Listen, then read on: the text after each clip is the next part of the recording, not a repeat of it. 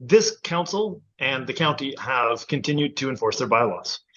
Since back in the summer, you are seeing a continued effort from town and county staff to facilitate individuals within our community facing homelessness into the current system we have. That continues to this day. Each and every day, our bylaw officers are out there enforcing our bylaws, and oftentimes that means closing down smaller encampments that do pop up around the community.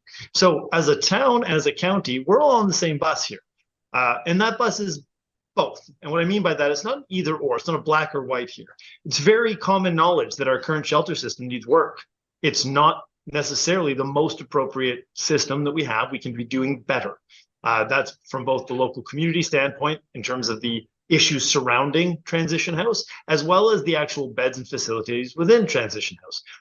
There's no one saying that the current model is perfect, and that we all understand that we need to advocate for change within our system.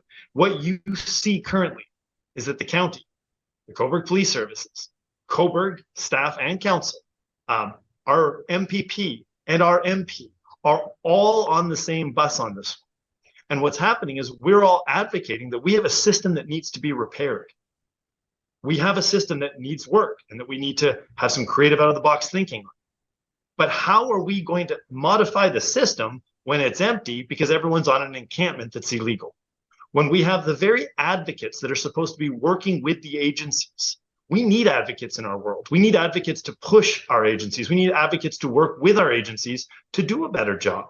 But when the advocates are spending all of their time supporting people outside of the system, instead of working within the system to get people into the system and then improve that system, well, we're a bit of a stalemate.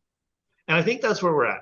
I think it's also appropriate to know that Brookside Property is run by IO. IO is a arm's length reach branch of the provincial government, meaning which is Infrastructure Ontario. Let's just for those that don't know what IO is. But a lot of people are pushing back on Minister Piccini, and I'm not here to defend Minister Piccini. But what I am saying is he's been an advocate the whole time with Cobourg, whether it was our encampment at the beach where he showed up and said, hey guys, we got to enforce our bylaws, to working within his current role as our MPP. He is doing the best job he can. But remember, IO is not overseen by Minister Piccini. IO is a at arm's length organization within the provincial government. And I think that's really important because it's not fair to come to the MP, the MPP, myself, or the police chief and go, guys, what are you doing? We are working as a team to continue to recommend to IO that we cannot create a established encampment when we have a system that is completely open and ready to accept individuals. There is a narrative going around the community that there just isn't enough. Okay, I'm not saying that they're wrong or right. What I'm saying is, on average, we're seeing every single night 12 to 14 beds not being used in our shelter system. How am I going to different levels of government and advocating for change in a system when we're not even using the system we have?